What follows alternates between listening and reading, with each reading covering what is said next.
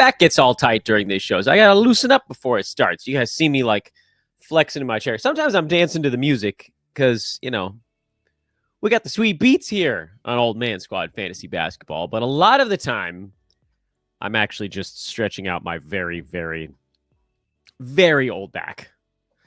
And I sit in this folding chair. I mean, you guys have seen it before. I had a nicer chair, and that actually, for whatever reason, was worse.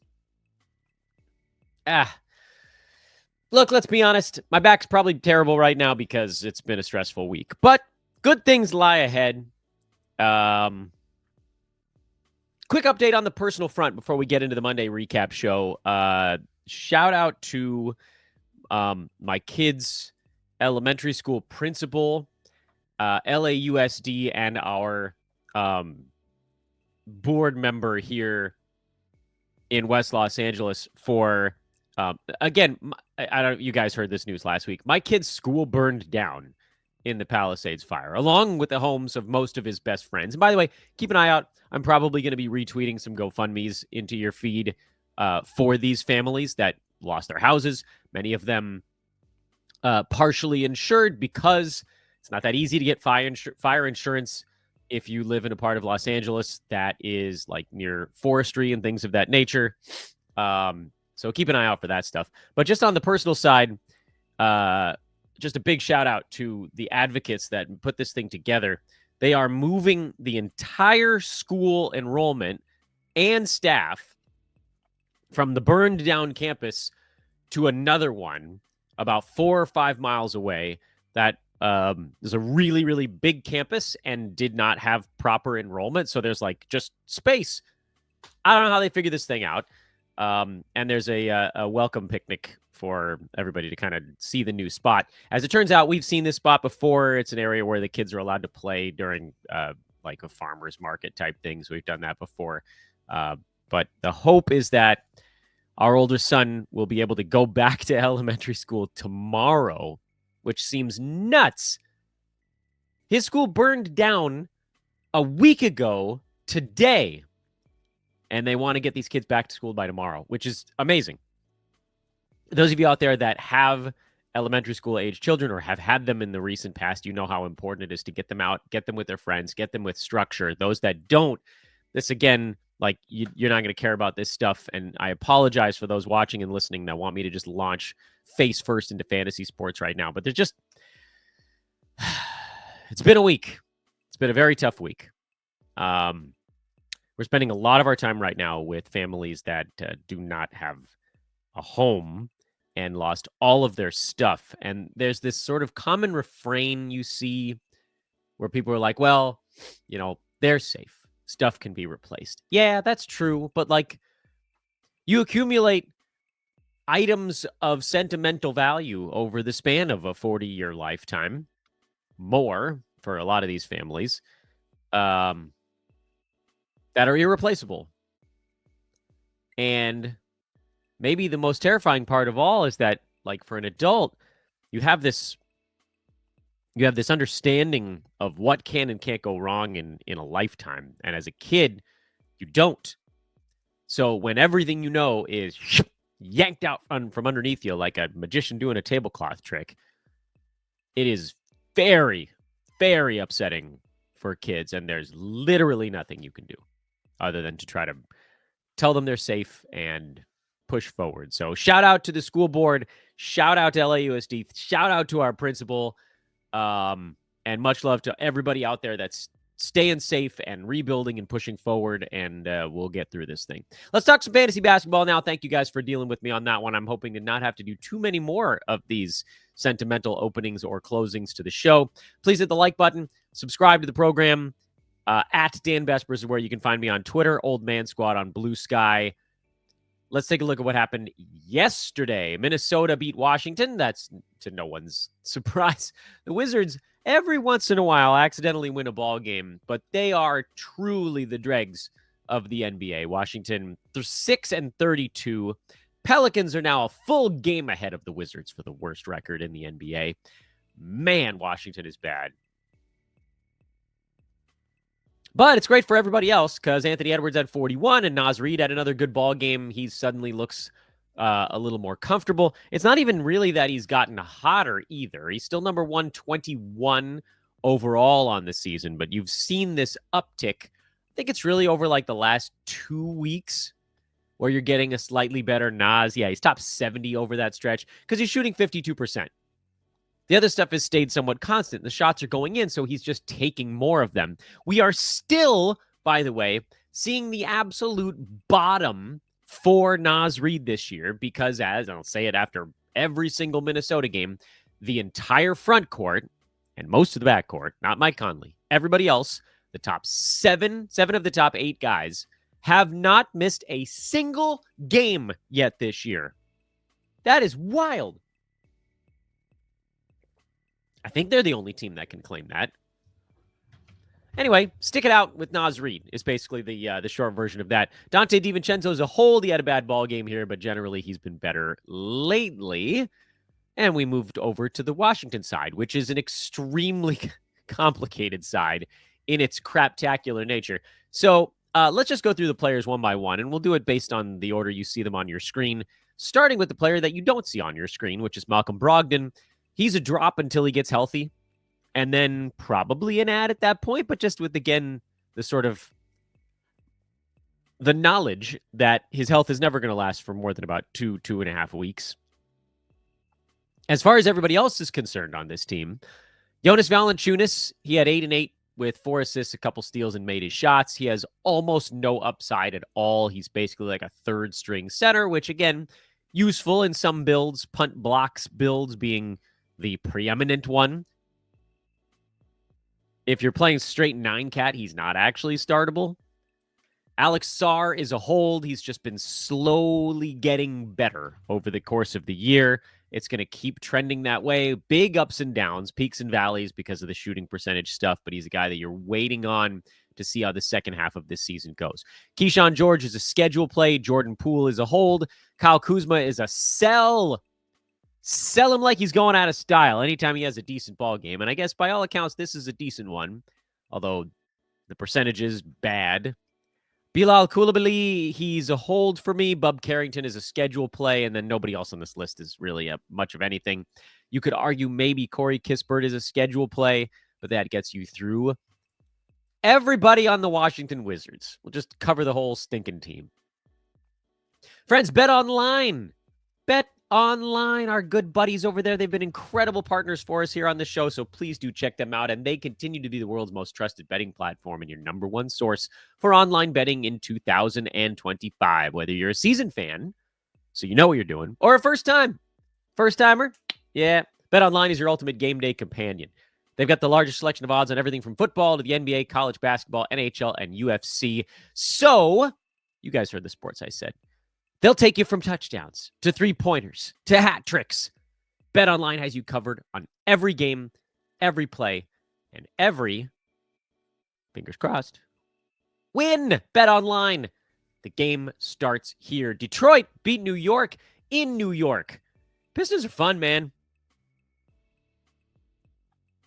Cade Cunningham is a beast.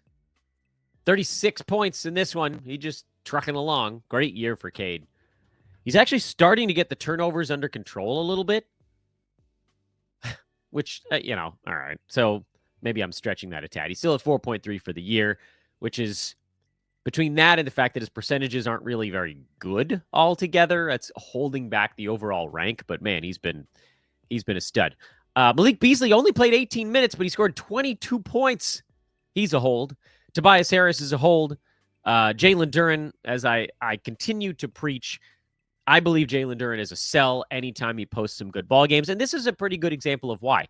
He had an okay game with 10 and 8, but the units he was a part of were getting smashed because he was getting picked apart inside. So they went to Isaiah Stewart, and they were a plus 14 when Beef Stew was out there, who's not good from a fantasy standpoint. Duren has the better fantasy game between those two guys, but Duren's not going to get 28, 29, 30 minutes this year. He's going to get 25, 26 most games, and sometimes a little bit less, and sometimes a little bit more.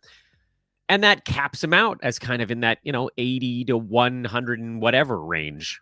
So when he has a good stretch, which he's been on, see if you can get a fellow top 80 range kind of center who Like, I was talking about Rudy Gobert a lot, and I think that was the play there. And Asar Thompson, I kind of have the same feel for Asar as I do at Jalen Duren, although with Thompson, the issue there is that he can't shoot. So it's not that his defense, like with Jalen Duren, he's losing time because his defense isn't that great. Some days it's better than others. Thompson loses time because he can't shoot. And I don't think either one of those things is going to get fixed this year. Right now, Asar Thompson is number 130 over the last couple of weeks, basically since he started seeing an uptick in minutes with Jaden Ivey's injury. He's averaging 3 steals a game over that stretch and 58% from the field. These were rebounds was probably the other one. Steals and rebounds were the two categories you were looking for a sort of like a big-time bump. Rebounds hasn't really been that. It's pretty much been all steals with a touch of field goal percent. So for Thompson, when he has a good game, like this one, for instance, I think you try to sell on the hype there also. I don't know how I present that in a buzzy title of a show, but Pistons have some interesting sells. And Tim Hardaway Jr. I want nothing to do with. The Knicks are the Knicks. Mikal Bridges, he's up, he's down, he's up, he's down. He had a good shooting game, but he did nothing else. OG Anunoby is down right now. Remember when OG was like a top 30 guy this year? He's number 65. He's fallen back to where we kind of expected he would be. He's in a buy low posture because he has been quite bad lately. But overall, he's sort of fallen back on the season more to what we expected. So no massive surprises there. If you wanted to buy on Anunoby, I don't know. You could. I'm not super into it. I think the Knicks are due for a bunch of injuries coming down the pike. We proceed to one of the big disappointments, the Golden State Warriors. This team is cooked, man. It's time to let it go. It's time to let it go. Steph has been solid, at least, fantasy-wise. He's number 11. You'll take that, certainly. Buddy Hield is your fill-in du jour in Golden State. They're just pushing buttons at this point and praying that something clicks in, but it hasn't really. I will say, Buddy Hield is a guy that I picked up in a bunch of spots on the chance that someone misses the Warriors' next ball game, whether it's Wiggins or Curry or Schroeder or Draymond. It seems like Hield is the guy they're like, you try. If everybody's back, then get the hell off away from Buddy Hield. And this is more of a games cap type thing where I didn't have to actually use a weekly move on him. But he's a guy that has big time potential when he plays 30 minutes. He's a top 50 guy typically in 30-minute role. He didn't hit his shots in this one, but if he did, what did he go? 3 for 13 from the field? If he goes 5 for 13 in this game, you're talking about 14 points, 4 threes, 4 steals, and a block. That's a big time line. But the Warriors might be healthy for their next game, and so all of this might be for naught. Andrew Wiggins is a hold. Dennis Schroeder is a drop. Trace Jackson-Davis had a train wreck of a game, but he's a hold. He played 30 minutes. That's way more than enough time for him long-term. You're not looking at what guys do in individual moments. You're looking at what they do given the amount of playing time and role. And right now, and yes, he saw a few extra minutes because of no Draymond, TJD is on the in for Golden State. That could change too, but hold. Toronto is down Emmanuel quickly here, and so the general consensus, and I was among them, thought that this would be an opportunity to maybe squeeze an okay game out of Grady Dick, but he still wasn't very good.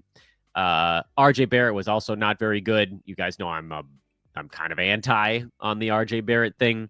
Jakob Poeltl was decent. Scotty Barnes was pretty good. Chris Boucher actually had another solid game off the bench, but you can't rely on him going lava hot shooting every ball game. So what do you do with the Raptors? RJ Barrett is a punt play. Grady Dick is a no. Although, if one of the main guys misses a game again, I would consider Dick a second time. Quickly a hold, Poeltl a hold, Barnes a hold. You're not adding anybody else. Some of these other guys you could argue are schedule plays, but Toronto's schedule is not that good. They got 2 games left the rest of this week, which includes a span between Saturday and Monday of next week where they don't play a game.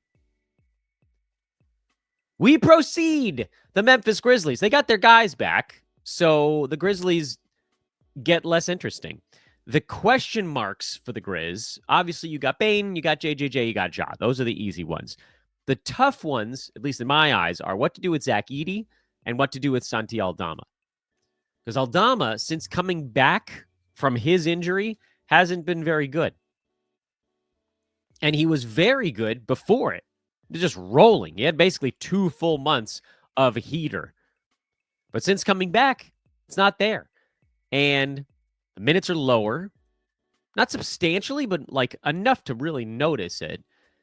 And the shots are down. And the just the impact, the involvement, it's all down. I don't know what's next for Aldama. I do know that he's getting dropped in leagues. His rostership fell under 50% for the first time in forever, which is saying something because he was hurt for like 3 weeks.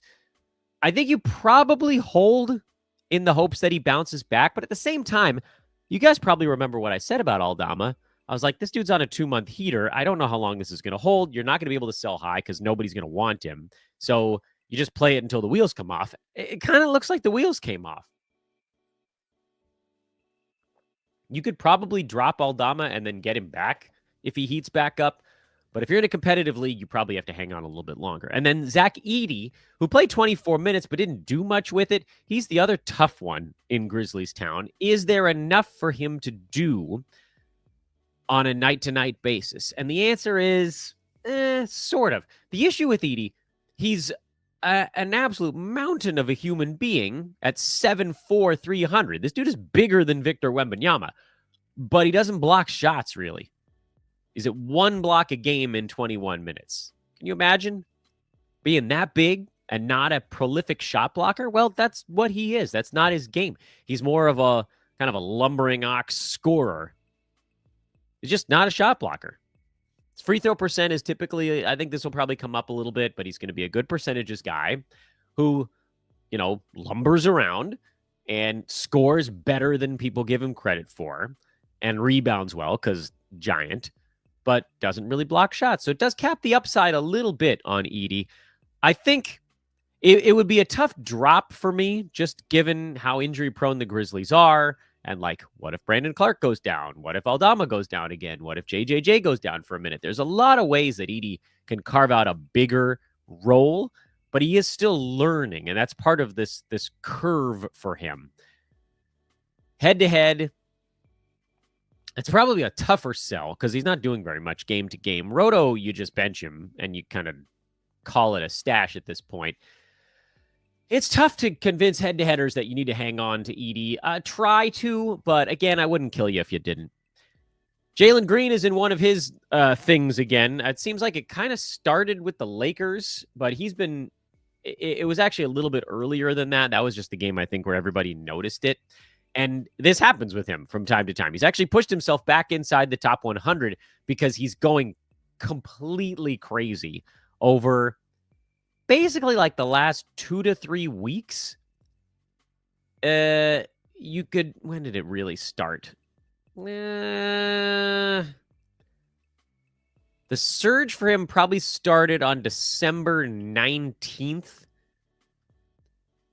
He had that big 13 for 22 game against New Orleans, scored 34 points. They weren't all great games since then, but it's been pretty consistently much better. Now, remember, his season got off to a monster start. First, like 2.5 weeks, Jalen Green was top 40, and then he fell to like outside the top 150 because he was not just bad, but like epically bad in most of the month of November.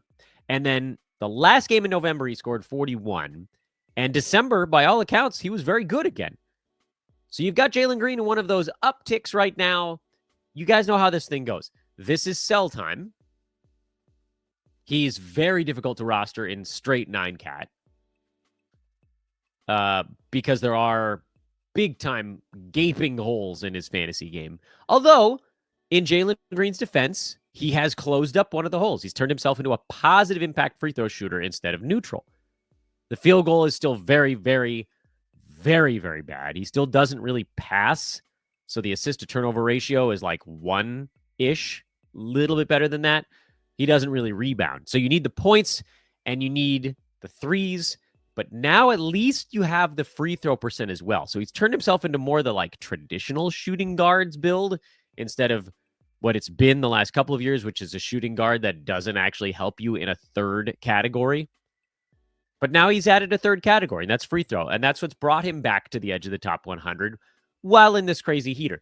But again, the problem is, I don't know how many people have even noticed the fact that he's been on a crazy 3-week heater, almost month-long run. So I don't know that you could get anything for him. So you probably just ride the heater. If you can trade him for a top 100 guy, you do it. And then when he cools off again, if you wanted to go, day trader style, you buy him back at the low and wait for the next heater. Last season, it was the month of March. He was a second-round pick for the entire month. Month of December now, he's been like a fourth rounder. This happens with him every once in a while. But the floor is a little higher this year because the free throws are like truly good now. Meanwhile, Amen Thompson, 19, 13, 4, 2 steals, 5 blocks, and a three-pointer. Oh my God, this guy's good. Amen Thompson is number 92 now, after basically having 2 full months where he was just floating around as a backup in like the 130, 150 range. It's taken him a week of Jabari Smith Jr. being out to completely resurrect his fantasy value. But here's the thing. We are opportunistic here on Old Man Squad Fantasy Basketball. And Jabari Smith Jr. is not expected to miss the entire Jabari Smith Jr. That's what I said, right? My brain isn't working these days. He's expected to miss a little more than a month still. So 5-6 weeks, something like that. Which puts him back still with almost 2 months to go in the season. And as much as I'd love to point out what's been going on lately and say, well, surely Amen Thompson has lapped him, that's just not the way it's going to work. Thompson's going to go back to playing good, very good bench minutes, but without that preeminent role unless someone else also gets hurt. So what the hell do we do with that collection of information? I think you explore the trade market because we've been sitting on Amen Thompson the whole damn year. If you followed this show, you probably got him. And right now, you might be able to get a top 60 type of guy coming back. Off this game, that's a whopper. 2 steals, 5 blocks, and a double-double. That's a Wemby line. Amen Thompson's a second rounder since Jabari Smith Jr. went down. You're not going to get a second rounder coming back. But then you have to ask yourselves, okay, well, what is this worth long term? Do I think Amen Thompson can actually be a second rounder the entire time that Jabari Smith Jr. is out? Probably not. 13 rebounds a game might be kind of a hard number to keep up because he's playing 40 minutes a night over that stretch. It happened again here. Houston's playing their guys a lot. 41 minutes for Thompson in this game. So is he going to keep up 14 rebounds, 13 rebounds? No. 3.3 defensive stats? Maybe. 56% shooting? Probably not. 18 points? Probably not. He's going to be great, though. So what do we think we're going to get? 15 really, really, really good top 50 type of games out of Amen Thompson? What's worth more, 15 of those or a rest of season top 75 guy? If you're in head-to-head, the answer is probably the top 75 guy because Jabari Smith Jr. is going to come back right around the fantasy playoffs. If you're in Roto, it's probably better to just hang on and get what you can out of Thompson and then deal with whatever comes next 5 weeks from now. It's where the different formats actually kind of detail slightly different strategies. Miami lost to the Clippers in LA. No Bam Adebayo on top of the no Jimmy Butler. And Kel'el Ware is a monster if he gets starters level minutes, which he got in this one. Nobody cares that Kevin Love started. That was a starter in name only. A Sino. Ware was the guy, and we all knew Ware was going to be the guy. And if we had more warning on this one, we all would have picked up Ware every single damn place. I don't expect Bam to miss too many ball games. He's extraordinarily durable, other than, the bubble run and then the following season that everybody that went to the finals there was basically dead for a year. I mean, you can see the insane fantasy capabilities of Ware. It's just that he's not playing anywhere besides center. I wish he would. I mean, we can see how amazing his fantasy lines could be, but as long as Adebayo's there and healthy, this is a short-term thing. We also talked a bit about Nikola Jovic, who laid a real egg in this one, but it was because he shot 1 for 10. This is actually one of my favorite spots because Jovic still got almost the same amount of work. He just was so bad shooting that his line didn't reflect it. So keep an eye on Jovic. See if anybody drops him in your league. If they do, I think I would go out and get him. I'm not as big into Jaime Jaquez Jr. I'm not as big into Highsmith or Rozier. I'm definitely not into Duncan Robinson. So Ware is your replacement guy. Jovic is the, hey, could this last while Jimmy Butler's out guy? Which brings us to what is basically the lead story on today's show, and that is that Jimmy Butler apparently had a sit-down with Pat Riley and told him to stick it up your nose with a rubber hose. The line will not... Okay, so this is the Shams tweet. Jimmy Butler tells Pat Riley in face-to-face meeting that he wants to be traded and will not sign a new deal in Miami. This is kind of what we expected going into whatever this was. Like, so what does it mean? Well,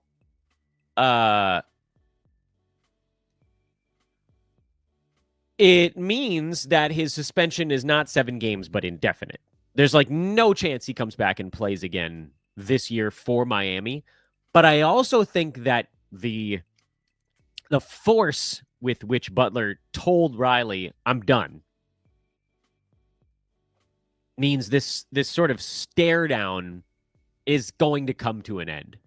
They are going to trade him someplace because there's all these other little machinations going on with Butler in that, like, contractually right now, he wants a max deal and the Heat won't give it to him. So he's trying to get traded to a place that will give him a max extension.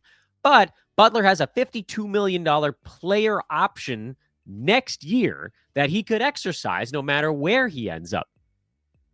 I don't think many teams want that on their books, but certainly if he stays in Miami, meaning if Riley's just like, screw you, I'm not just going to trade you because you told me to, Butler could opt in and blow up the Heat books with that $52 million also. And to me, when you get someone this disgruntled around a team, you have to get rid of them, even if it's at a loss. Everywhere that James Harden has been over the last half decade has learned that lesson, which is basically, we got to get this guy out of here. He's become the story. There's no chance we can win, and there's no chance we can have a good locker room as long as this stuff is hanging over our team, because the reporters are going to ask about it every day. The players are going to get fatigue. It's going to end up bad. I think that means that Jimmy Butler gets traded within the next 2 to 3 weeks. Like, I don't think they even wait all the way up to the trade deadline. But maybe they do. But he's going someplace. The stare down isn't going to work. So someone's coming back, and then all of these Heat fringe guys get their spot blown up again. What it also means, and you got to be a little bit of a riverboat gambler to go this path, you could buy low on Jimmy Butler and kind of assume that he's going to be playing his ass off someplace in the next 3 weeks. Can you sit on a top 30 guy for 3 weeks? Because you could have him on the real freaking cheap right now. But, woo, man, that's a saucy play. I would definitely try to do it in a games cap format. You got to be ballsy as hell to do it in a head-to-head league.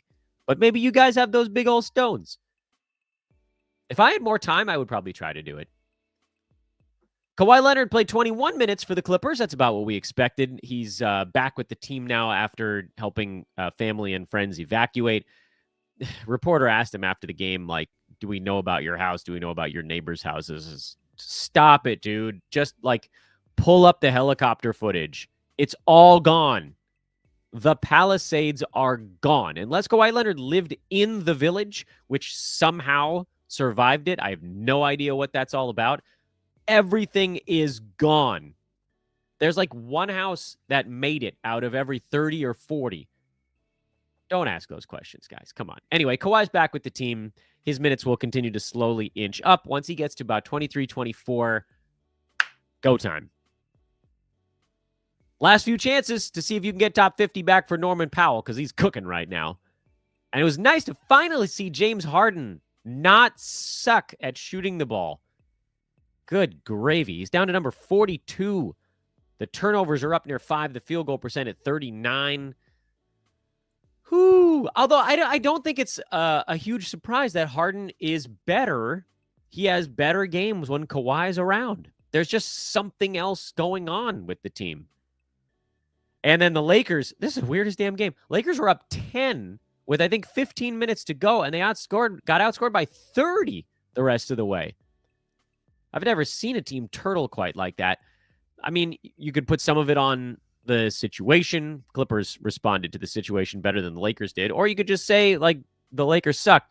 Either way, if you're going to start with the Lakers side, from a fantasy standpoint, they went away these last couple of games from what's been working, which was actually fighting through some screens and playing a little bit more drop coverage. In this one, they switched everything with the goal. They talked about it after the game to try to keep Wembanyama from moving towards the paint, but it just left everybody on an island. You can't be switching everything with Chris Paul. That was a worse decision than dealing with Wembanyama, because then everybody got going, and the Spurs shot 53%, and literally every single relevant Spur shot 50% or better, except Julian Champagnie.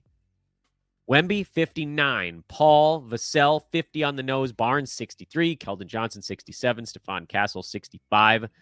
Or 63, excuse me.